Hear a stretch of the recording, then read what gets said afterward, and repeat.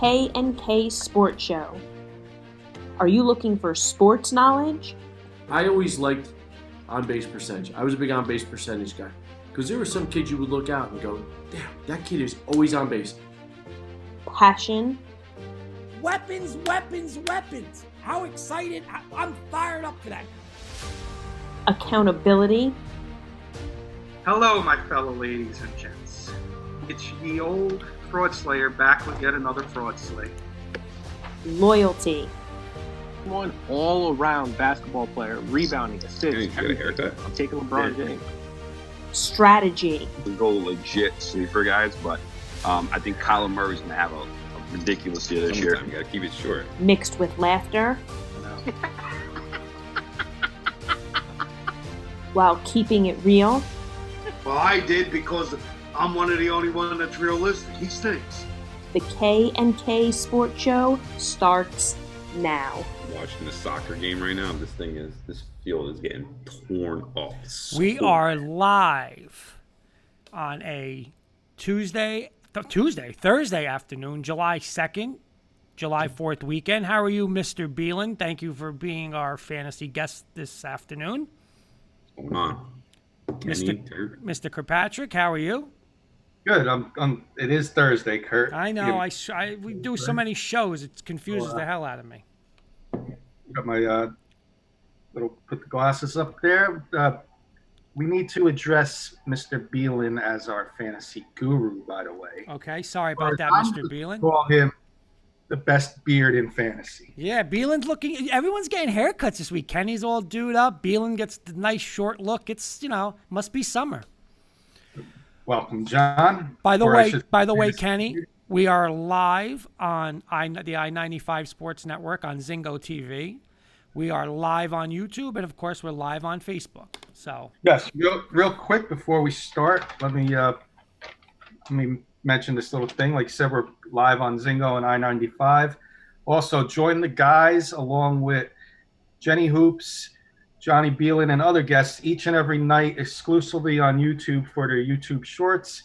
Every night we will bring you different sports discussions, entertainment, and styles of videos. Please subscribe to the K&K Sports Show and drop us comments anytime. Absolutely. The shorts are also they're going to be showed on Zingo. So, we're moving, and let's get moving with the little fantasy football, Bielen. Let's just start with this. Let's get the cat right out of the bag. Cam Newton to the Patriots. Any kind of fantasy news with that at all? Because what I heard yesterday, and I heard it for the third time this morning, that not only will he not be starting week one, Bielen, I heard that one of the big-time Patriot reporters said he will not be on the team in week one. Nah, that guy is out of his bird. I told you guys this. He's only going to sign with a team that's going to give him the chance to play. If that wasn't the case, he would have sat throughout the year. Somebody got hurt, like I don't know. Let's say a Tom Brady or something. If they would have got hurt and they would sign somebody that can back up a team that's going to be at least playoff contention team. And he went to the Patriots. I knew he was going to go to the Patriots the whole time. It was either the Patriots or maybe the Jaguars. But I think the Jaguars are just so in space right now that I have no clue what they're doing with their organization. But it's a super good fit for Cam, man. I mean, it's a good spot. I hate it as a Jets fan because I thought they were going to be out of here, but I think, yeah, I couldn't agree with you more, John. I think I'm going to say I'd be more upset if I was a Bills fan because now their expectations were division. Now everybody's already saying Patriots division now again. So I think the Bills, because of all this controversy now, not controversy, but them being in the media and news, I think this is going to hurt them a little bit. Yeah. I'd be pretty upset if I was a Bills fan. By the way, our friend Kevin Verley back on. This is his Thursday afternoon comment every week. No one works anymore. LOL. Wait, I no, know. don't say that to us. We got I 3 know. working people here, man. 3 working people. I'm on vacay. Kenny's off, and Bielen's Kenny's off, but done Kenny- with work. I mean, we overnight. work here. I work nighttime. That's I'm a it. vampire. And I'm on vacation. I'm back on Monday. So, I did. Wait. If he's you know what, Kevin, what's I'm he not, doing? I'm not steering you away from the show. Please, we want you to comment 1,000 times. But if you're commenting, you must be off too. Yeah, nice life being a teacher, you know? But all right, so but I don't know, but doesn't that raise questions where this guy was saying today on Get Up or whatever, one of the ESPN shows, he was saying that it's basically going to be a 2-month tryout for him. And if he doesn't look like the old Cam, they're not even keeping him. Listen, I follow Cam on social media. He's an entertaining person on there. He's been practicing, staying in shape, playing basketball, football. He was with Odell Beckham. He was with Sanu 2 days ago. Man, this guy's in shape. Is he 100%? No one knows that unless he comes out and clearly says he's 100%. But this guy's ready, man. He's got a good team. They got still a good line that's going to protect them. And he's got good weapons around them, man. He's got Sony Michel, White. He's got Edelman, Sanu, Harry. But the word on the street, Bielen, is they are absolutely in love with Stidham. In love with Stidham. Well, what can you be in love with the guy? When you saw him practice? Like I don't know, man. That's that system. He can run that system. Listen, if I could throw a 90-mile-per-hour fastball in high school, that's cool. But if you try to throw into a game and it gets cranked every single day of the week, every bat, it doesn't mean anything. Let me ask you something. Tom Brady was not great coming out of college. Tom Brady, I mean, but you know what? There's something that Belichick saw of him, built a system around him, and I think that he's going to do it again. Kurt Warner. I think John will agree with this. What you're saying about Stidham is media talk. If I'm in the media and I'm a Giants fan. Well, if I'm in the media and I start a rumor, the Giants are in love with Colt McCoy, Daniel Jones has to watch out for his starting job, that's going to leak out into the media. Right, but the thing is, here's the thing: when you're the number one, if you're the top Patriot reporter though, and you're making a statement of not only it's an open competition, they're basically saying he's not even going to be on the team. They're going to look flat stupid if they're just making that up. That's my only point. This is my thing with media. So Alex Lewis, our guard for our team, said I think it was Tuesday, came out with something on social media saying Manish from the Jets, from the Daily News, who's like one of the top reporters for the Jets, he's just completely BSing everything he says about Adam Gase and what players think about him. And it's just like these guys, like, it's like they get off on something. They're just to write some crazy articles and false information just to get a little views on something. You know, it's like, guys, come on, it's media, man. Like, we haven't seen the guy. He hasn't done nothing. No one even knows who he was prior to no one even knows what college he went to. Yeah, and Verrilli's saying, didn't they pay Cam 6 or 7? But I think his base salary is like $1 million, and it can get up to $7 million. So they really got him on the cheap. I don't think he's guaranteed anything. It didn't fully come out, but I read something that it's a base of like 1.75. There's a signing bonus, and then a workout bonus. So technically, it's like a $3 million contract, and then there's like $7 million incentives and all that. But it's no different than what Tannehill got last year. And look what Tannehill did in 10 games. And then he's got this $100 million contract. So Cam Newton, everyone's getting mad about Cam Newton's contract. But at the end of the day, his agent is the one who did it for him and talked to him. It's not like he just said, I'm going to sign you for $3 million. Let's call it a day. No, they spoke about it. Yep. You know, so it's like enough of that whole like talk. He deserves more. It's like, all right, well, then you should have hired a better agent. You should have hired Drew Rosenfeld. You know. Yeah. So where you want to start, Kenny? Let's start. I think this will feed right into our topic today with draft strategies. Let me start with John, and then I'll ask you, Kurt. Draft strategy with Cam Newton. Okay, is he I'll tell you my thoughts later on. Like, what I mean by draft strategy, are you drafting him as a back-end number 1 quarterback a number 2 quarterback, or you're not drafting him at all? I think it all depends on what type of league you're in. We'll say PPR league. Yeah, I mean, if you're in PPR, let's say standard 12 league PPR, depending on how you're drafting, like again, like me personally, like I go for quarterbacks late if possible. I try to find a deep sleeper. Like last year, all my leagues I had Lamar Jackson and Kyler Murray. Lamar Jackson's the one who popped out of nowhere, so it was good. Can you get Cam Newton in like the 10th round and 10th or 11th round, and he rocks you up 300 points for a quarterback? Yeah, I mean, listen, he's in the AFC East. If he plays 6 games against those teams, that there alone he can rack up some points for you. And he's with the Patriots. I mean, it's not like we haven't seen it in 20 years, but like, when was the last time the Patriots like fail?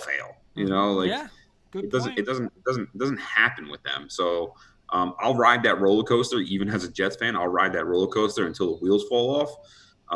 But I would depending on how I draft, I would draft him maybe anywhere between the 10th to the 12th round, depending on like, injuries and stuff like that go on throughout the year. But, I would draft him. Now, Verrilli saying he would draft him as his QB1.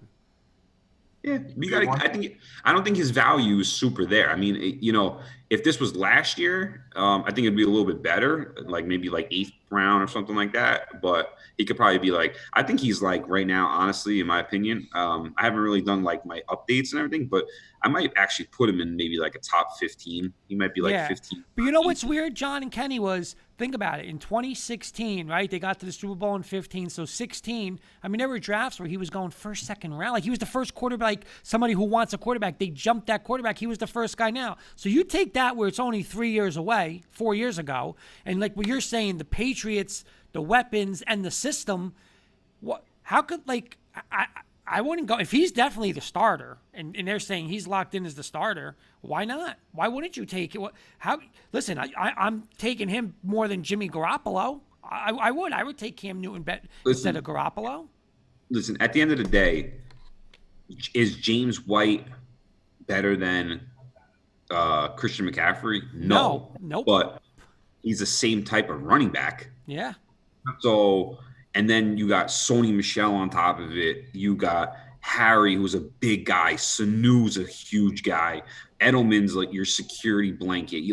He's never really had that in Carolina. And what he did in Carolina, what makes anybody think that he's not going to do it in New England? Mm-hmm. I don't know. I don't know. I mean, I don't know.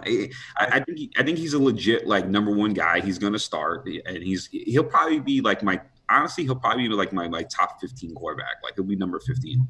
Kenny, would you take him as a number? Oh, Verrilli saying before Drew Lock, LOL. I would take him, like John said, late rounds. When I take a quarterback in the late rounds, I'm like John. I like drafting my quarterbacks in the late rounds, but I like to have a quick backup in case that sleeper pick I have backs up. So I'm going to draft Cam Newton, but I'm going to draft somebody else quickly in the next couple rounds after him in case Cam doesn't pan out. But what Cam does as well, when they're inside the 5-yard line, Cam's an option to run it in all the time and get you 6 points opposed to 4 for a touchdown. You guys ever see that video on social media where it's him and Clay Matthews, and Clay Matthews calls out the play? And yes, I did. I did. He's like, yeah. Watch this. Like when you have somebody who's that confident, who's like, listen, this is the play that's gonna happen. Like, come on, man. Like, and he's gonna have a chip on his shoulder this year too. He's gonna have that. Sure.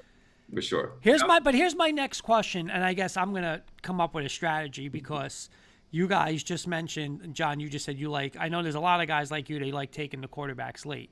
But I'm gonna be honest, every time I've done that, and I didn't get one of, say, the top 3 or 4 quarterbacks. Like in the past couple of years, my quarterbacks were Peyton Manning, when he had the record. So Manning when he was a Bronco, and then kind of Brady. And that always worked out for me. There was no, who should I go? I'm screwing myself. You know, a couple years ago, I had Garoppolo and Cousins. And every week it was like, oh, you got to go Garoppolo in this matchup. Cousins comes up with 50. You bring fit. Like, to me, it always screws me. Like, I just like the fact of having my guy. Now, of course, you got to have a backup, but not like if I have Aaron Rodgers is my guy. If I have Lamar Jackson's my guy, unless it's a bye week. What do you think like that? Because again, when it doesn't work for me having the two quarterbacks, it doesn't. I don't know. I mean, you know what happens typically in fantasy? It's like you're stuck on somebody, right? It's like you draft Kirk Cousins, for example. You draft Kirk Cousins, he'll have like 3 good games. And then he has like a bad game, and then you're like, well, I have to start him. He's Kirk Cousins. Like, I drafted him high. Like, right.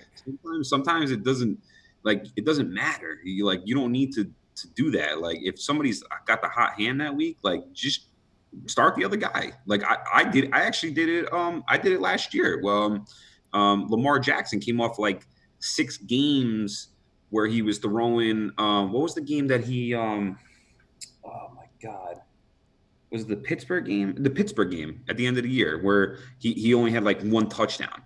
I started Kyler Murray that week because Kyler Murray was playing Jacksonville, and Kyler Murray dropped like 45 points because he started running. It was at the end of the year. Like, he started running, he started getting his groove going, and people were like, "Oh, you're not starting Lamar Jackson." I'm like, man, like you don't understand. Like, first of all, division games are completely different. But I'm saying, how many weeks though did you're saying you did that 1 week? Yeah, I did it 1 week, but there's some other leagues like I've been in, like one of my other leagues, I legitimately had like trash quarterbacks, but I was like, I had people like I had Mitch Trubinsky 1 week who did fire for me. Like, I was picking up quarterbacks like off the wire, and it works. Sometimes it works, sometimes it doesn't. Yeah, I'm just saying, for me, it doesn't work. What do you like, Ken? You like having the one guy or the combo? Like John does. Last year, I can give you a prime example. My 2 quarterbacks were Kyler Murray and Jameis Winston. Yeah. Oh. And I flipped the coin each week, looked at the matchups, and I was wrong a couple times on Jameis, but when I was right, I won by 50 points. You know, and that's the thing. And getting into our next segment, which would be running backs, but my running backs got hurt. Kamara was hurt, so I went in free agent route and got Jamal Williams and Damian Williams and won my Super Bowl with those 2 running backs and Jameis Winston as my quarterback. So you don't need the Drew Breeses. You don't need the Aaron Rodgers.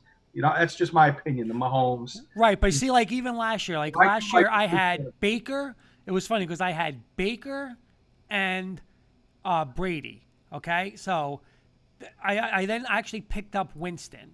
So now it was like, okay, Baker was a bust. Baker didn't do nothing. So now, but it was I got Brady with when he had Antonio Brown. I was like, oh my God, this guy's a steal. He was putting up points. Then you're looking later on down the year and New England's playing, and you're like, do I really trust like Winston? And then, like you're saying, the guy, he's got 62 points. He's blowing it up. But I just didn't like. It was like I always had, okay, this is the week you got to play Brady. Brady at home, whatever. He's got 8 points. Winston's got that. Then I switch it around. All right, I'm going to go Winston. Then he has his 4-pick game. Like, I just like the one guy. Like, okay, when I had Peyton Manning, it was Peyton Manning. I don't care who they were playing. It's Peyton Manning, and I got my backup for a bye week. I don't care if on the list Manning's 4th and Kyler Murray's 1st. Kyler Murray will never play. It's Peyton Manning because I don't want to regret it. And if I get beat, I get beat. But when I got to decide that, I don't like that at quarterback. It's always wrong. I know what John's going to say, and I'll let him take it. Oh, by the way, we're really saying, hey, Kenny, was everybody blind and deaf in your league? It was a 10-team league. It wasn't 12. But, yeah, I mean, come on. I mean, I got Murray was my first quarterback I drafted, and like I was just saying a few minutes ago, a couple rounds after that, I got Winston. He was still on that board. Jumped on him. All right, go ahead. Give Bielen some running back stuff because I want to get into some of this too with him. All right, so let's do a draft strategy. I know this is Kurt's strategy. We'll do different leagues. So we'll start with PPR and then go feed right into standard before we go to Kurt. A draft strategy, drafting running backs early. What are the pros and cons of drafting early running backs? Meaning, first two picks, running backs over a receiver in the PPR, and then a standard. What are your strategy? Do you like it? Do you not like it? So yeah, I mean, I strictly try to stay more in the PPR leagues. But PPR leagues, of course, you're going to get like the McCaffrey, the Barkleys, Kamara, because they can go catch the balls, right? They're going to be like Kamara might be on a higher list with a PPR than maybe Dalvin Cook and Derrick Henry, just because he catches the ball a lot more. But if you're going more to like standard leagues, Kamara might not. He might not see the ball as much like in the end zone, right? So you might have Henry and Cook and I'm trying to think of other people. Elliott, maybe like Josh Jacobs or something like that. That's gonna throw Zeke in there. Yeah. Zeke. Well, those are all the top guys and stuff. But that's like the little bit of the differences between those two leagues. But I think you have to go into your league. Like, first of all, you got to see where you're drafted first, right? And then you got to just go with your gut on where you want to go with it. Like, if you got 5th pick and you're like, I'm going to go stretch and I'm going to go take DeAndre Hopkins, even though maybe he has people who are on his like 10 or 12 list. If you want DeAndre Hopkins and he's going to do it, take him. There's nothing wrong about it. You know what I mean? It's just – people always like, why'd you take this person so early? Or why'd you do this? It's like, man, I want him. I think he's a stud. You know what, Bielen? You just stole the words out of my mouth, because I was going to say the same thing to Kenny, and you brought it up in the higher rounds, but I'm good. And I'm telling you, I'm doing that. I'm having that exact strategy this year from rounds 3 down. Like, just say Henry Ruggs, right? I'm just calling somebody out. Like, people are like, okay, well, you can't take Ruggs in the 3rd because it's got to go like these 10 guys before him. Screw that. If I want Ruggs, you know what? When I did that with McCaffrey, everyone laughed at me. You're going to take McCaffrey at the beginning of the 2nd round? Yeah. Look at what McCaffrey did. Now he's, I am. I did it last year with Tyler Lockett and Chris Godwin. I agree, Bielen. I took them with my 2nd and 3rd pick overall. And, Godwin, Lockett got hurt at the end of the year, so be it, whatever. But those 2 guys were top 5 receivers in the league, So everyone's like, oh, you drafted them so early, but look what they did. They put up numbers. They're there. Like, at the end of the day, it's all about what you get for the whole year or, where you need to put them into place. But, I even did that with who else I did that with? Oh, Allen Robinson. Everyone's like, oh, Allen Robinson, you got Mitch Trubisky throwing the ball to him. Allen Robinson put up numbers, man. Mm-hmm. You kidding me? Yeah. You kidding me with this guy? Like, and you know what, Kenny? When Devontae Freeman was a rookie, I'll never forget. I was with Jen and her family. We were down the shore, and I listened to this guy, Cecil Lammey. He's awesome, and he kept saying, take Devontae Freeman. Here's a guy, Devontae Freeman. He's going to be the running back for Atlanta. Take Devontae Freeman. And I played that. I'm going to hold off. And it was like the 10th or 11th round. And because he wasn't even scheduled to start, and somebody else in the league in the 10th round picked them like 2 picks ahead of me. They take Devontae Freeman. I was trying to like piecemeal like a couple running backs. Maybe I took like, what was the guy from the Jets? Like Powell, and like trying to, I want him. And if I just took Freeman, he blew up. So listen, I agree with you, Bielen. If I love somebody, I'm taking them. I don't care what the hell round it is. I'm taking them. Yeah, who cares? That's it. Listen, last year in one of my league, in my big league, I didn't win it. I came in 2nd with it. But the guy took, he had 10th pick. He took Patrick Mahomes with his 10th pick. 10th pick. You know what I mean? But look what he did. Yeah, he ain't going 10th round this year. I had somebody not last year, the year before, take Tom Brady at number 4, I think it was. So, like, when somebody messes up like that, in my opinion, it opens up a whole new world. Yeah. But that would be like what, getting into our next question. But I'll say this though, Kenny. But I will say this, and that's why it's a question of Mahomes, and it's the question with Lamar Jackson. Because I took Manning. I had the 10th pick or the 9th pick one year, and I took Manning in 2013. And I'm going to tell you this. The points he put up every week was stupid. I mean, he averaged seriously close to like 40 points a week. So I'm going to be honest. I'm not like I love running backs, but if it was, do I take Devontae Adams or Lamar Jackson or Mahomes? I'm going to be honest. Like, I'm going to think about, because I'm not in love with the Devontae Adams as my first round pick. If I might take a Lamar Jackson there. I might because, you look at those numbers he's going to put when Manning was putting up 38 to 40 points a week. It was like a joke. Like, I was beating the quarterbacks by 20 points every week. So, I don't know. I'm going to give Kurt some homework, John, right now. This is a strategy I had last year. I started, and I won my league with this strategy. Okay? I had Pat Mahomes as the number one quarterback last year. That's who I had ranked. I said on a good day, on the average. Now, it's just, I'm going to go as high. I'm going to say Pat Mahomes, and he's not going to get this every week, but he did almost get it every week. 40 points for Pat Mahomes. All right, so now I'm looking. My draft strategy is to pick a quarterback late. If I can get a quarterback that gets me 25 points, I got to make those 15 points up somewhere when I'm playing at least the guy that's Pat Mahomes. Well, he's not going to have the top running back. I had the fourth pick last year, so I said I got Kamara. So I did the math. I said I'll make up 5 points with Kamara against his number one running back.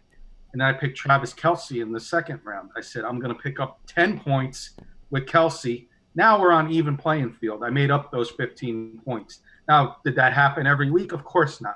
But in my head, that's where I'm making up those points on a good day. So I would not take that quarterback early because I can make those points up somewhere else. That's what I'm trying to tell you with the quarterback, Kurt. In my strategy, in the quarterback situation, man, like – how about a guy like Matthew Stafford? Matthew Stafford never gets drafted so deep, but the guy puts up almost 25, 30 points a game.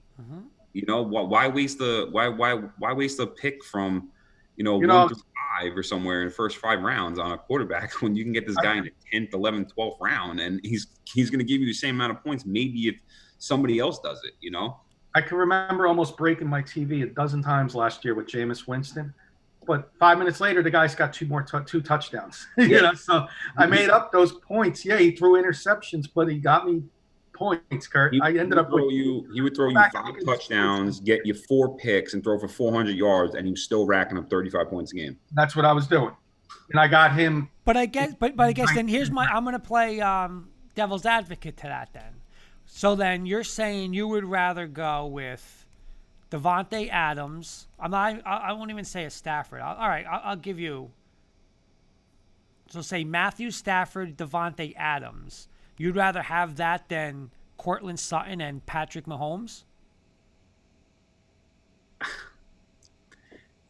See what I'm saying? Like what I'm saying is.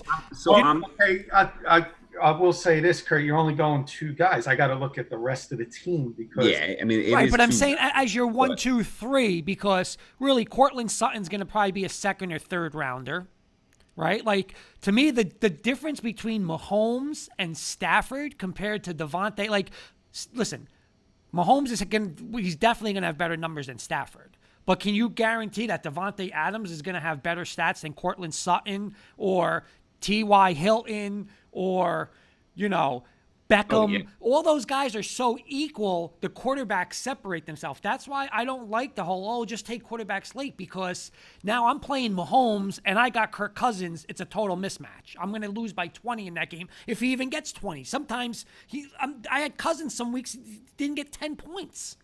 Mm-hmm. Like Mahomes ain't getting you 8 points. I could tell you that. There's no way.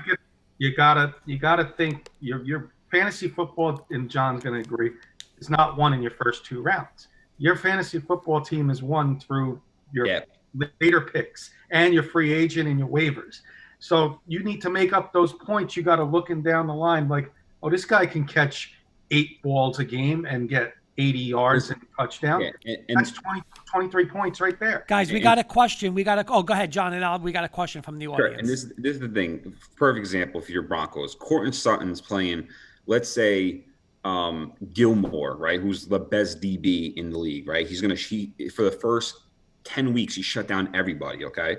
Now you got the Broncos coming into New England, and he's playing against the best DB in the league, didn't give up anything. Are you really going to start Sutton over because he's Sutton?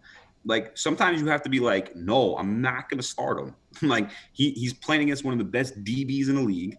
I'm going to have to sit him. I'm going to take my depth and see who I got in my depth, and hopefully no one's on a bye week or anything like that. Okay, I agree with you, but why wouldn't you have that strategy with Devontae Adams?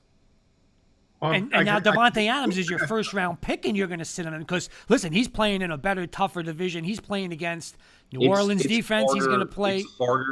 It's harder to. It's very rare that you're going to start benching your first 2 round picks. Right. So, but that's my point, though. The difference in between Cortland Sutton and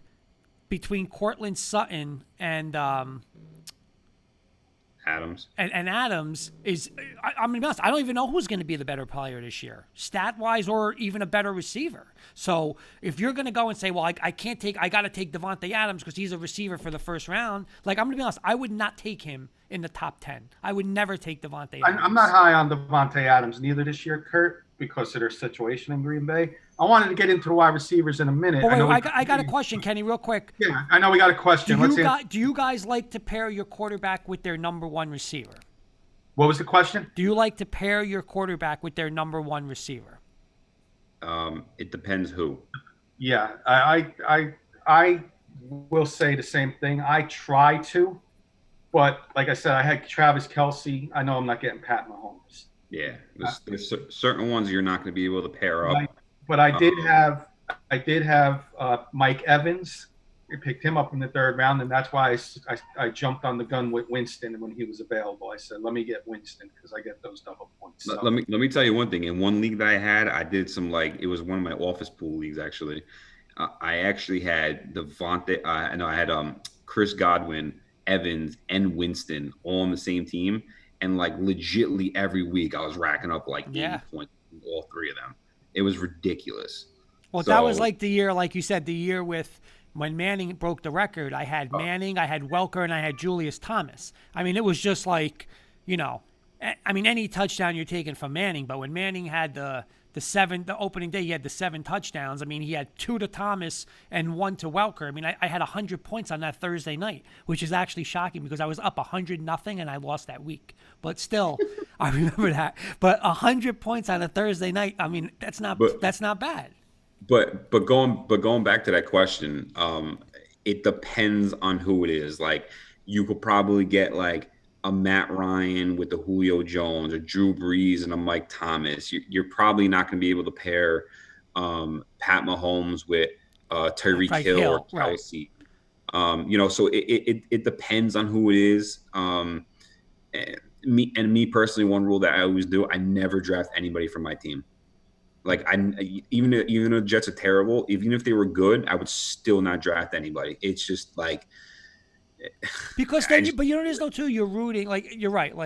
I'm a Bronco. I mean, of course I'll draft Broncos, but when it comes down to it, I'm listen, I don't come on. If I have Drew Lock, I don't care if Drew Lock scrambles in, throws it in, or he hands it to Philip Lindsay. I want Denver to score. So it's that's how I don't know how you guys feel about that. Yeah, absolutely. You're rooting for your team. You're trying to have your cake and eat it too if you try to get it all. Of course, you would like to do it, yeah. The only Giant I drafted in the last probably 5-7 years in fantasy football was Odell Beckham. Yeah. And if Barkley's available, I'll take him. I had Beckham Kenny the year. What did he do? When was he out for the year? I forget the year. He got hurt early. He got hurt first or second game, right? That was the only year I didn't have him. That was the only year he was on the Giants. I didn't have him. But yeah, it depends. Like John said, it depends on the situation with the quarterback. If you got a number 1 receiver, Kenny, I think Verrilli wants to play in your league. Quarterback in the 3rd round because I got their number 1 receiver. Now, I would say this: if you're drafting a running back, I always try to get the backup. As long as it's a solid backup, I would always try to go for the backup. If you drafted Kamara, go get Latavius Murray. Because you saw what happened when Kamara went down. Latavius Murray came in, and it was rock solid. See, I agree with you on that, but Latavius Murray is a guy in the rotation. But here's the problem I had, and it was actually funny because I took Zeke Elliott, what was it, 2 years ago when he was holding out? Yeah. All right, I drafted him. I think I had no lie. In my opening day roster, I had 3 different Cowboy running backs because they kept saying it's going to be this guy, it's going to be that guy, it's going to be that guy. Do you do something like that where, I mean, those carries, like Ezekiel is going to have 90% of the touches. So do you still draft their backup? Or like Kamara, I mean, Murray's a legit back, but would you still touch somebody like the Giants running back? There's my point. If you have Barkley, are you going to waste the spot with the Giants running back? Because besides Barkley getting hurt, he's not going to play. No, I did it. I did it last year. As I had Barkley in one of my league, and when he got hurt with his ankle, I picked up actually both of the Giant running backs because I didn't know which one was playing that week. But see, you're saying picking them up, but I'm saying drafting. Like you're going to waste a spot on that. I don't think it's wasting the spot because think about it. Like, you think anyone's really going to draft Latavius Murray high? No, you're going to get him like super late. I doubt anybody's going to draft anybody from the Cowboys or the Giants. Who's the Giants backup, Kenny? We got Dion Lewis now. All right, so Dion Lewis. So if I took Barkley with the number 2 pick, should I take Dion Lewis come late? If you would get him somewhere, I would grab him. Yeah, one of the last rounds. Yeah. Okay. He gets hurt, that guy's going to be a top 10 running back. Mm-hmm. You got to look at it that way. Like McCaffrey gets hurt, you got to go with you got to. If you got McCaffrey, Barkley, Zeke, and Dalvin Cook, I don't know, maybe 1 or 2 others, you got to try and get their backup quarterback. I almost messed up last year, and I didn't draft Murray, and somebody jumped on him. He was a higher waiver wire than me, and I almost blew my league because of that. So, and I'm not going to make that mistake this year. So I did a mock draft a couple of nights ago. When I had to pick a running back, my second running back, Marlon Mack was there. And Marlon Mack was a stud last year for the first half of the year, but now they got Jonathan Taylor. So it's like, what do you do in that situation? Right. Because you don't know who's going to play or what. But it's not a bad thing to have both of them, because if that team is now going to be a little bit more high power offense because they got Phillip Rivers now, then it's no different than what you have in Denver with Gordon and Lindsey and Royce Freeman. It's like that's another situation. Like, are you going to draft Gordon? Last year, everyone drafted him, but now he's on a team that's going to split carries. Like, you really want to draft a running back that's going to split carries? I know it's hard. I'm telling you, that's one of the teams where. Right. What do you do with that? How do you draft that? Like, first off, the first question is there's people, again, I listen to Bronco Radio every day, that they're saying more snaps are still going to go to Lindsey. So how do you, I don't know. That's tough to touch. I'm worried about that. I'd be worried about that. I would lean more towards Gordon. Mm-hmm. Freeman took a lot of carries away from Lindsey last year. What does that tell you? And then they go out and draft Melvin Gordon. I don't think Denver likes something about Lindsey. That's just my opinion. I'm not the Broncos fan. I don't follow them like you do, Kurt. But that's just opinion from an outsider. I know I came and watched that game last year with you, and like, why is Royce Freeman in the game? Because that's poor coaching too. Well, that's what I'm saying. The coaching may not like Lindsey for some reason. I don't know.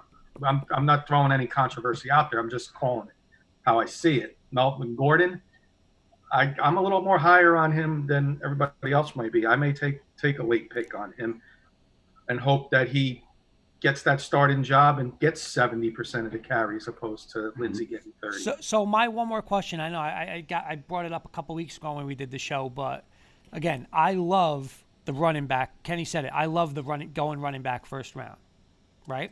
So again, if all the big guys are gone, I'm not a Devontae Adams fan.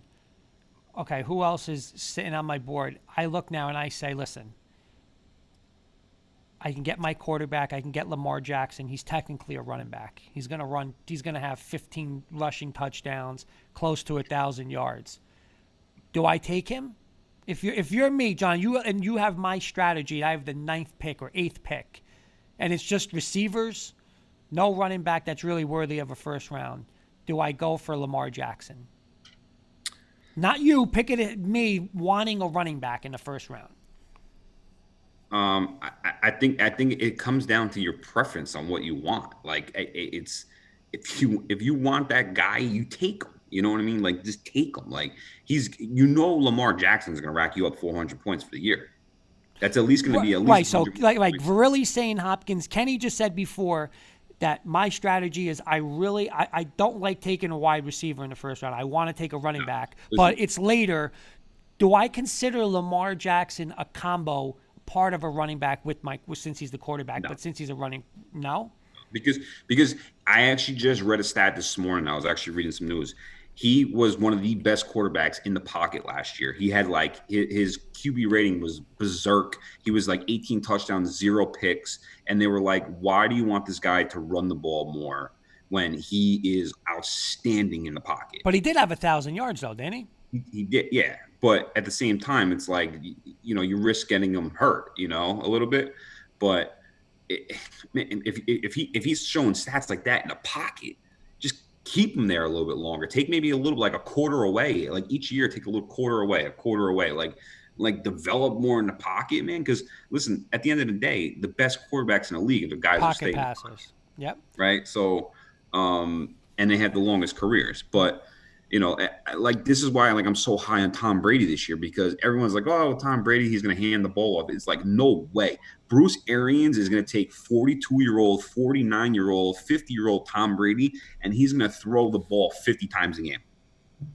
But here's the only thing I would disagree with you on that. He's going to have half the interceptions that Winston did. Okay, but Kenny, here's the only thing I'm going to say. I don't want to hear he didn't have weapons last year. He was in his system with his guy, Josh McDaniels, and teams basically said, you're not running the ball, throw the ball, and he couldn't do it. So that's the only thing, listen, I'm a Manning fan, and when Manning came in 2013, he lit the world up. But in 2015, basically teams just said, you're not running the ball, you can't throw it anymore, and he couldn't. It just went. I got something for him. I got a response to this. Who didn't Brady have last year, Kurt? I don't want him with the tight end. Tight end? Who's he have now? His boy is back with him. With 2 of the top 5 receivers in the NFL. Right, today. but his problem is like I said, when Manning in 14 and 15, they couldn't throw outside anymore. Honestly, they were just throwing one-on-one routes. He couldn't physically do it. Like look at that Tennessee game last year versus when Tennessee beat them. I mean, he was missing wide open guys. They were just he was just throwing it underneath. He wouldn't, he didn't trust the arm anymore. The guy's not 30. I think a lot of people are looking saying, oh, it's Brady from when he was 30, just like I did it. And people were saying, well, you got Peyton Manning. I think this year it's going to shock a lot of people because Tampa Bay is going to be more of this with Tom Brady. Put him in an offense, run the ball, and play defense. Then Tampa Bay's not going to be winning 40-35 this year. They're going to play low-scoring games. No way. You know that Tom Brady was still like not fantasy-wise, but just overall quarterback. He was like a top 5 quarterback in the league last year. But when you say top 5, how? Just overall, just like how I don't know how it's an algorithm that the NFL does that puts like the completions and the completion percentages and yards and everything. I mean, I'm looking at his stats right now. I mean, he threw 66% last year, 4,000 yards, 24 touchdowns, and 8 picks. Right, but a lot of that, if you look, a lot of that was early. A lot was early because whatever it may be. Early. Whatever it may be. In New England in the winter. Bad weather in New England last year. Yeah, Kurt, look what he has in Tampa this year.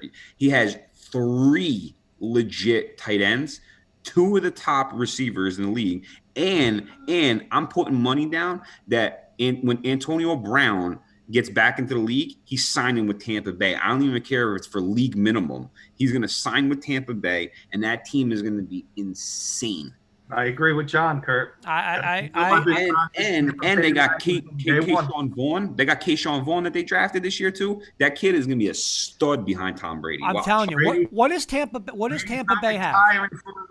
Brady's not retiring for a reason. But this is where I think. Let me ask you something. You know what this is going to look like? 2015 Denver, because Tampa Bay's got a top 5 defense, and you know what? Ball control, little dink and dunks, make a play late. But you know what? Brady's not going to – it's not going to be the 35 for 49. They're not going to do that. They're going to run the ball and play defense. The guy's, mid-40s.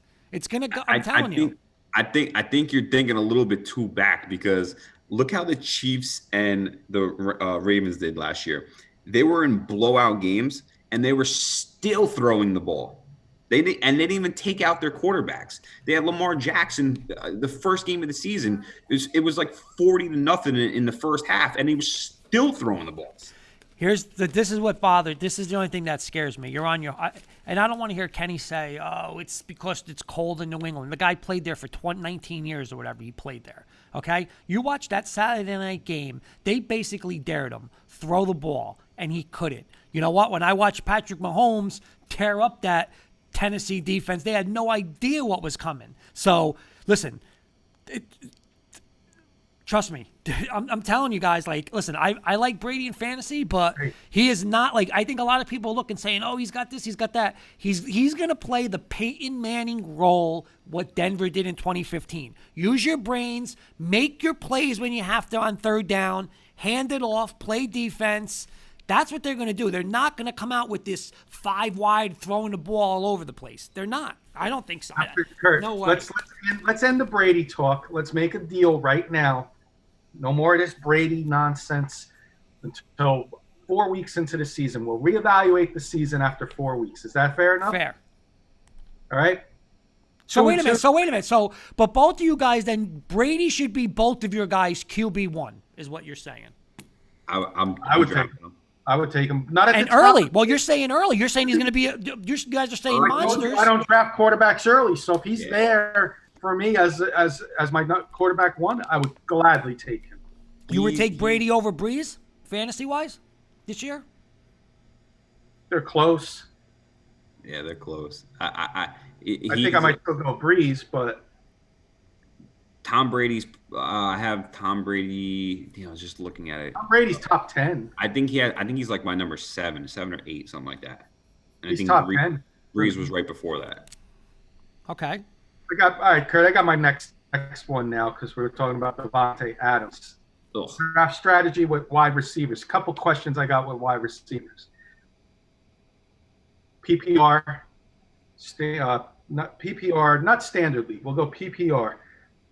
Do you draft your wide receivers, or if you draft your wide receivers early or draft them late, and what type of receivers? I like personally drafting running backs early and finding those PPR reception guys, Cooper Kupp type, Tyler Lockett. Sometimes he's hit or miss, Tyler Lockett, DeAndre Hopkins, but I never get DeAndre Hopkins because he's always gone in the first round. Like how would you rate the wide receivers? Do you go for the stud or do you go for the PPRs? What's your draft strategy with that? Is it for me or Kurt? Well, I go with you, John. Like, do you like drafting the PPR type guys or the big play guys? So if I have a pick, like, let's say this year, maybe 7 or higher, I'm going after probably 2 receivers. I'm gonna go steal a Michael. I'm a combo. I'm gonna get like a Michael Thomas, a Tyreek Hill, Julio Jones, Hopkins. So I'm pairing 2 of them up. Like, you cannot turn down 2 receivers like Michael Thomas, and say you get Michael Thomas and Julio Jones. Like, you're really gonna turn that down as your 2 first picks? That's tough to beat when you're in a that's tough, man. Like, that's really hard to like turn down. You could switch it up a little bit. You could get one. All right, wait, hold on, John. I got a question because I agree with you. But just say those 2 guys are on the board, but you also have Aaron Jones and say Connor, Mixon, and Jacobs from the Raiders are on the board. You're still going to take Thomas and Jones? No questions asked. Yeah, because then if it comes back to me in like the 3rd round, like I would be I'd be real high up on like a Keon Drake, from Arizona this year. Maybe like a Chris Carson or even Todd Gurley. Todd Gurley's at Atlanta now. Okay. That you can steal in 3rd, 4th round. So like there's still value in running backs, like kind of in that like 3-4 range. Of course, you're going to get your studs, right? But what happens when your stud goes down? Example, Kamara, right? He goes down for 5 games. Then you're like, oh, well, whatever. Then, so I don't know. I mean, the one thing drafting early in the first like 4 picks is that you're getting somebody really, really, really good, like the top grade tier 1 guys, right? But then you have to wait to come all the way back, and and then when you look at it, you're kind of like, am I really getting value? But at the end of the day, you can get some solid people in the third, fourth rounds. Yep. They're gonna rack up some points for you. But I think this year, like, I think everything is like super, like depth. Like, there's a lot of people, man. Like, I've been seeing Connor fall like in like the 20th like overall running back. Like Le'Veon Bell was past 20. No one was taking Le'Veon Bell. I know you don't like you're picking your Jets, but he's one of my sleepers this year.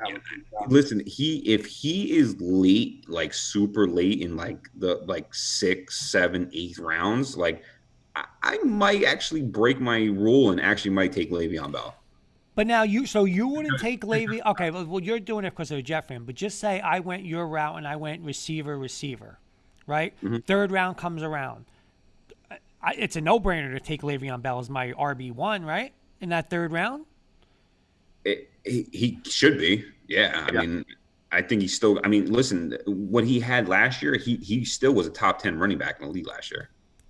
And I like him. And he was on a terrible Jets team. Listen, when he was in Pittsburgh, he was the best fantasy player. I mean, let's be honest. Even when he wasn't playing, he was a top fantasy player. Yeah.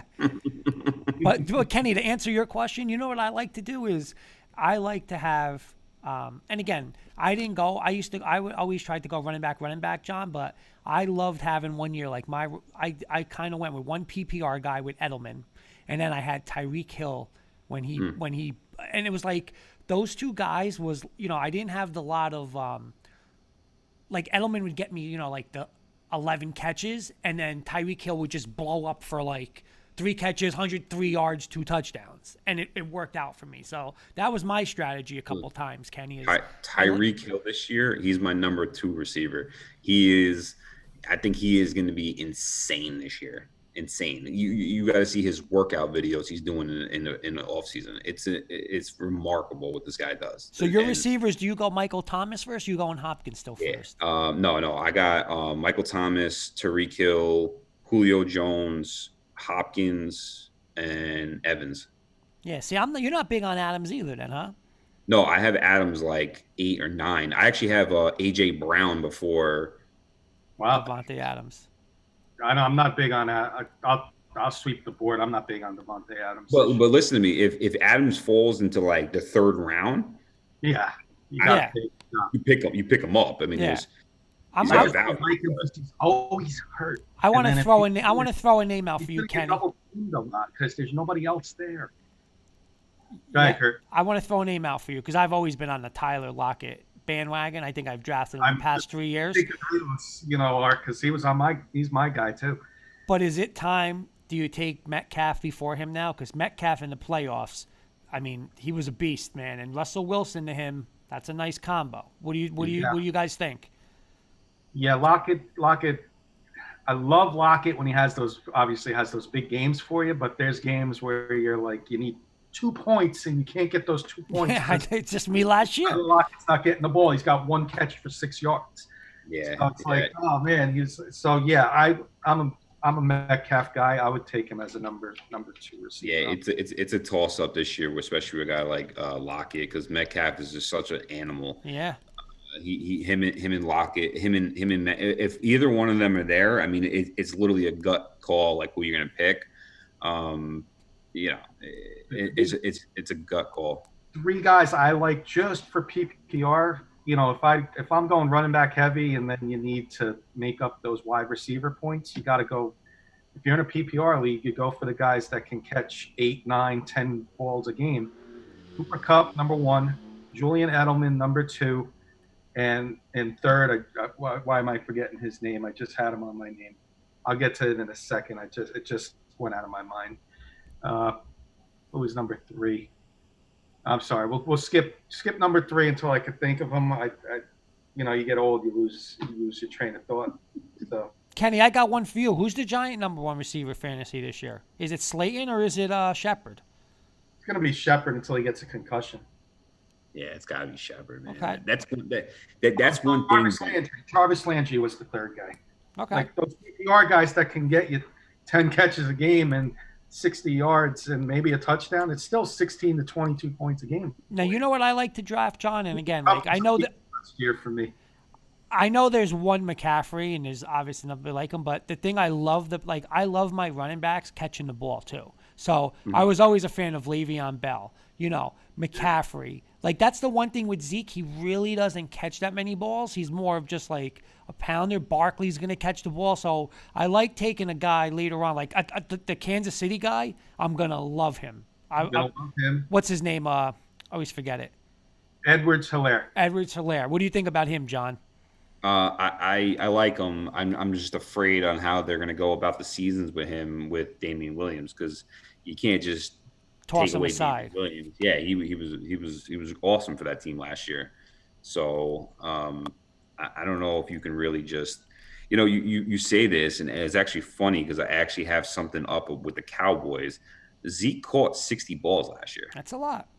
And he caught the year before that he caught 77. Wow. So I think he is catching the ball a little more. So I was actually surprised. I didn't think it was that high, but I know I wouldn't say that either. He is catching the ball. I got a draft strategy question for both of you guys. Put you guys both on the spot. I'll start with John. A guy you're gonna jump. I might have asked this question a couple weeks ago. You got one guy in the draft that if he's there, you're gonna take him 2, maybe even 3 rounds earlier than anybody else. I mean, I can give you mine first or I can go last. I'll give you mine. Mine, hands down, is Austin Eckler. That's a good one. Second round, he might go with me. I'm telling you right now. I might take him, depending where I'm picking in the second round. San Diego, not supposed to be very good this year. They're going to be trailing. He's going to get not only carries, he's going to get those 6-7 receptions. That's my guy, hands down. Do you guys got anybody that you would definitely jump the gun? Quarterback, running back, wide receiver? Go ahead, John. Me, I would probably, and again, this is going off the thing, either Le'Veon Bell, if he's around, or I'm really big on Keon Drake this year. Like I would legit draft him second round, high second round if I was there. Okay, like he can legitly be my number 1 running back. And it's like just like in real NFL draft, if that's your guy, you take him if he's there. Yeah, that's it. I don't care who it is, you take him if he's there. If you're that high on him. Kurt, you got somebody? I'm saying again, I don't know how high, but I'm going to be a fan of Sanders from Philly. I think I am. I you know what? No, just for me because I don't draft the Eagles. That's but I do. And I think with Wentz, I think now they're going to try to keep him upright. That would be one of my guys. Would be. I would say Sanders. The other guy would be, again, not late. I mean, I'm saying late, not early, but I'm definitely taking the running back from Ohio State that's on Baltimore. What's his name? I like Dobbs. Dobbs, because he might be great situation. If Ingram gets hurt, he's rookie of the year, hands down. Yeah, exactly. He's a stud. And in that college offense, I mean, he's pretty much running what he's been, running the Ohio State thing. I'm trying to think of somebody else. I'll give you Dobbs. I'm not going to give you Sanders. I like Sanders because, again, I think, and I don't know. Why don't you like him now? I think he's going to be their every down back. Because my last question of the day after, but I'll let John go, and I'll tell you my They spoke so highly of him last year against the bum of running backs in Philadelphia, and he did not take advantage of it at all. It was just bad. Like I drafted him in a couple of my leagues and he was just sitting there. He was a dud, like just straight dud. And then at the end of the year, somebody else, who was at the end of the year started popping up for the Eagles. It was like a rookie. I can't remember his name. For really saying Cohen bounce back year. He killed me last year. Hey, you want to actually hold on? Since he's a Bears fan, I actually wrote this down. You want to know some crazy stat that I saw? So Trubinsky and Josh Allen got drafted the same year, right? No, they didn't. No. It was Josh Allen and Darnold. Yeah, Josh Arnold was with Darnold sorry. and Lamar in that group. All right. So no, this is what it was. So the first 2 years in the NFL together, okay. So Trubinsky's first 2 years, and then skip a year, and then whatever Allen's first 2 years, right? Trubinsky has 31 touchdowns. Josh Allen has 30 touchdowns. Trubinsky has 19 interceptions. Josh Allen has 21 interceptions. Trubinsky has 63% completion rating. Josh Allen has a 54% completion rating. But everybody is so high level with this guy, Josh Allen. No, but I'll tell you this. That's why my answer. Everybody is so low on Trubinsky. But my answer is the eye test, Kenny. The eye test. Stats don't mean. That's where you guys throw me. Dak Prescott has 40 touchdowns. You know who's the biggest? Kenny, I'm going to ask you a question. Who's the biggest stat stuffer quarterback he's been for the past 5 years? But I would want him no part on my team to win big games. Who? Come on. Kirk Cousins. Every game, when they're down by 28, dink, dink, dink, dink. Hey, I threw 3 touchdowns when the game means nothing. That's like Dak Prescott. Stats, no, like you said those stats, but if anybody said to you, Mitchell Trubisky or Josh Allen, they'd say, are you on weed? What are you smoking? Like you would want that quarterback. You know Trubisky might be out of the league. But you know what though? But why is he out of the league? Because he had one bad year. Because he's never. I watched him in that Philly game 2 years ago in a playoff game, and he couldn't deliver.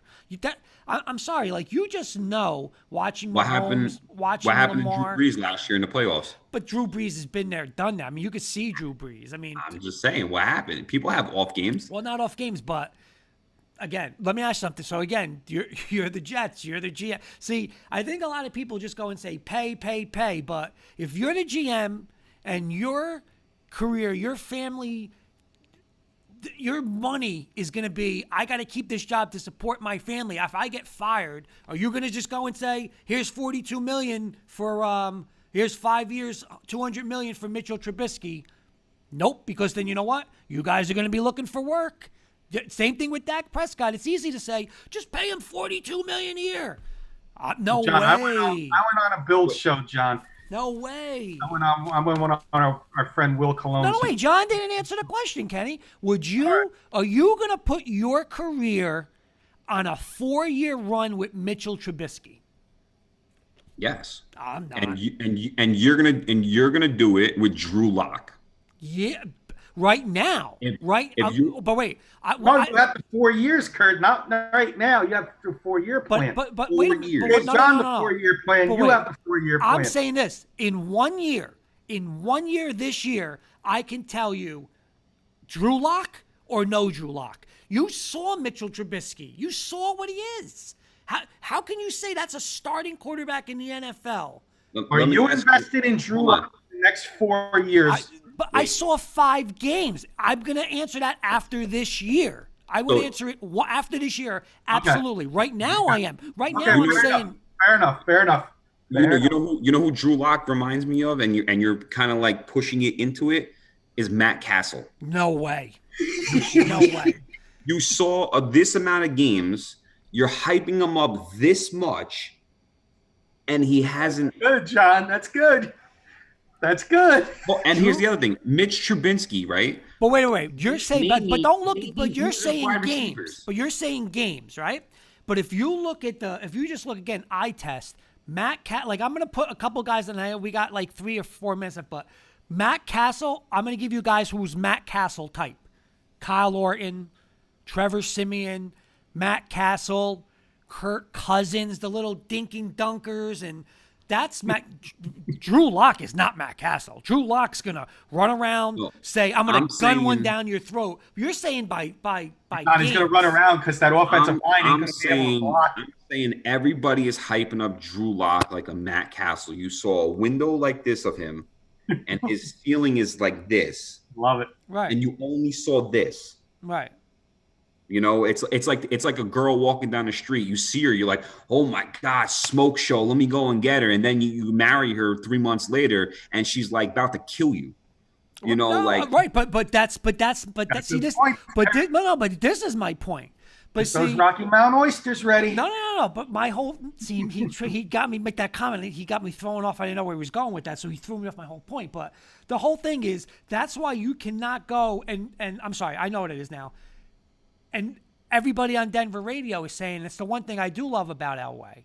Yeah, we are hyping up Drew Lock, but I'm going to tell you this right now: there's no BS. If he don't produce this year. With those guys, he's the hell out of there. Not like, give him another year. Give him another year. But look what he did. Give him another year. No. Don't give him another year. You got to win Super Bowls and championships. Mitchell Trubisky cannot win. He really just said it. He can manage a game. I don't want a game manager. I don't. I'm not paying that guy more than $15 million to manage the game. Dak Prescott, I wouldn't even consider him a game manager. I got one thing to say. He can manage a game depending on where you play it. Chicago, I want a game manager. Windy City, that field. No. But wait a minute. You don't want Nick Foles over him? Wait. I gotta see. This is my thing. This is my thing with the Bears and the Broncos, right? And this is where I like the Broncos more. And you're gonna love this because the Bears drafted him. What did they do after they drafted him? Nothing. They gave him no weapons. They gave him, anything going on. They drafted Drew Lock. Now, who did they got? They picked up Gordon. They drafted Sutton. They got Jury. Fan.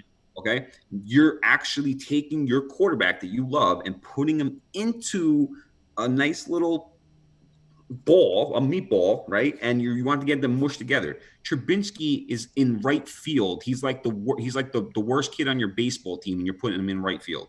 And you're like, here you go, get ready, okay?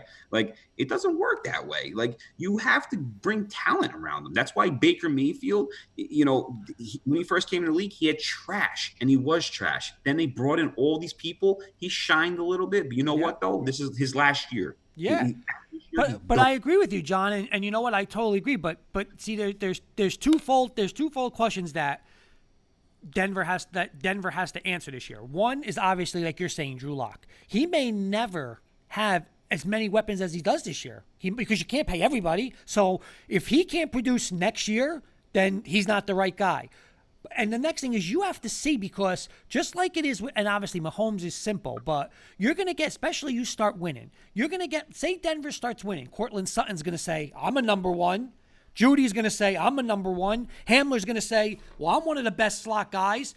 So you're going to lose those guys, and now you're going to say, I'm going to lose them, but I got to pay Drew Lock $40 million a year. See, that's the important thing. That's where I always argue with Dak. Dak has everything around them, everything. But if you take Zeke out, Dak ain't winning. If you take that offensive line out, Dak ain't winning by himself. He can't do it with them. So he's not going to do it without.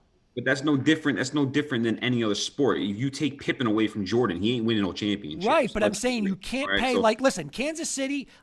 Me personally, I'm going to be honest. I don't even think Kansas City has Tyreek Hill, but I wouldn't want those other receivers. They're just like speedy receivers. Like, you think they're great receivers? Even Sammy Watkins. They're not great, but they're good additions and depth from around. Look when Tyreek Hill went down. Right. Did great. But here's my point. If you switch the Giants, right? If you took the Giants receivers, okay? Say you took, what's his name? Shepard, and then you took Slayton, okay? They might be better than the next two receivers besides Tyreek Hill. So you could plug and play. It's Mahomes is going to make those guys better. What I'm saying is Dak's not going to go and say, if I lose that line and Zeke, I'm going to be, no. That's why I don't pay him. Aaron Rodgers, his skill guys are horrendous. But you know what? He still makes them good, so you pay him. This is why, and you know this is why I'm not high on Drew Lock, not yet, but why I like him and what Denver's doing with them, because your receivers, Sutton and Jury and all those guys, they are never, I'm not going to say never, they're going to be very tough to get them as a true tier number ones, because they're going to pass the ball around so much. Oh, of course. That those guys are not going to get $15 to $20 million a year contracts. Maybe right at the cusp of it, but you're not going to pay each one of those guys $15 million a year, because they're not racking up 70, 80 catches a year. Right. So a lot of the times, yeah. I mean, as a fan, you got to love that though. Like you're saying, as a fan, I want to keep them for as long as I can. Of course. And then you still have Drew Lock on his rookie contract. Right. So you really don't have to do anything about it. That's why I like what they're doing. But like Trubinsky, for example, they're not doing anything. Josh Allen and the Bills, look what they did. They traded for Diggs. And they got Singletary. They're bringing people around them. Like Trubinsky's like in right field. He's not doing anything. So it's like everyone's beating him up, but it's like whatever. And then you have a guy like Carson Wentz who's getting paid $150 million to do what? Right. See, I think me and Kenny always talk about this, and I think it's the best debate that you can have because you nailed it when you said rookie contract. When you're on that rookie contract, you have so much to play for. Listen, that's how Seattle won a Super Bowl, and they kept that defense together, and they did all that. But then you really have to turn around and say, okay, now wait a minute. Like, listen, you're in that situation with Sam Darnold. You know, you guys got to decide, is this guy going to make $35 million a year? Because if you do, you're losing your defensive parts. You might lose a Jamal Adams because of him. That's what I'm saying is Dak Prescott is not worth that. Drew Lock, you're going to learn that this year if he's going to, you're going to keep Justin Simmons and pay Von Miller another year. Because this guy, if he lights it up, you know what? He's going to be saying, I'm not playing for a rookie deal. Give me my money, and that's the biggest thing. Josh Allen, Baker Mayfield's the same thing. Are you just going to go and say, hey, Baker, next year, here's $36 million a year? I'm not sold on him now. I like him, but I don't know if I'm going to give him $36 million. Kenny, you think with Danny Dimes, Kenny. The Browns might be the only team that's got a worse track record than John Elway at quarterback. Come on. But you know what? All it does is take one. All you got to do is hit one. That's all you got to do. If you got to hit, one sooner or later. Right, but if you hit one, but here's the thing. The funniest thing is must be the curse of the blue and orange because the Knicks they haven't hit on point guard. All right, let me just cut you off real quick though. Sure. But this is the thing what I like about what the Giants are doing too is that they got Barkley, they got Danny Dimes, they're building their offense. If they have still Ingram, okay, if they can get like a nice number one, they can be nice. Yeah, absolutely. They could be a nice looking team. But going into the season with Shepard and Slayton, Golden Tate, it's not Golden Tate.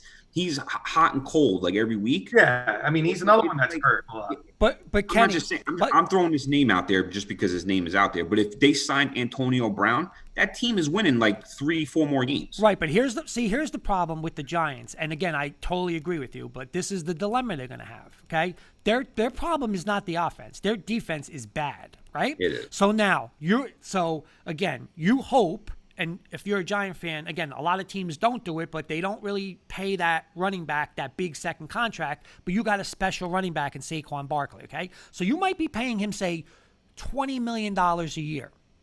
Now, you have to decide. If you just jump the gun right now and say, Daniel Jones, I'm going to pay $50 million of your cap is going to those two guys. How are you going to build the defense? See, that's what I'm saying. Like the Giants are going to really have to decide. Listen, if Barkley's the real deal, you're going to have to pay him. He's going to have to get made more money than Zeke Elliott. But now, are you better off by saying, is Daniel Jones worth the $35 million, or do I just go back, get another rookie, get somebody on the cheaper, and put money into the defense? That's the dilemma. It's nice to say I'm going to pay him, but you can't. You can't have two guys on offense making $55 million when you need defensive help. You know what I'm saying, Kenny? That's where, is he worth it? Is he worth it? That's the question to be asked. That's the question to be asked. Because you're not going to not pay Barkley. The guy's one of the best running backs, the best running back in football. You want to pay Barkley, but are you better off? Is Daniel Jones, like, you can't just go and say, oh, Daniel Jones can get us to 10-6, but a lot of guys can get you to 10-6. Is he worth $35 million to get you to 10-6?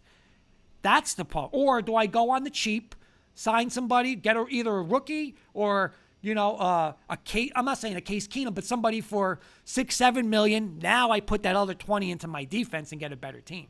That's why it's just not, oh, well, my guy's up, I got to sign him. Because a lot of teams did. Look, the Rams, I got Jared Goff. The Rams would get out of Jared Goff yesterday with that deal. The Vikings would get out of Cousins. I don't care what they say. That was a poor deal giving them that money. I got rid of three. I know we get into this another day. We got a minute. They got rid of 3 quarterbacks for Kirk Cousins. They got rid of Bradford, Bridgewater, and Keenum. Right. Kirk Cousins. Was Kirk Cousins have a ransom on over there? Like, who's he got something over? Because that to me, that person should have been fired and out of the league. Right. And You would be. Think about it. They went further with Case Keenum. Case Keenum, and you know what? I will say the one thing. And Bridgewater. Who's the offensive coordinator for that team? Shermer. Your guy, my guy. I know. My guy's coach who can't coach, but he's going to be a coordinator. I got one more quick question. I just want a real quick answer on this one. I want an out-of-the-box strategy or superstition you have. Mine, for example, would be I 100% will not ever draft a Cowboy or an Eagle. I can't find myself rooting for them, so I will not draft them. I don't care about that. Listen. I know John's. I hate Tom Brady. I had him 4 years as my quarterback. I don't. Nothing like that for me. Is there a player? Is there a guy you don't? Is there a team? Who's somebody you will never draft? Person that I would never. I don't know if there's a person I would never draft. But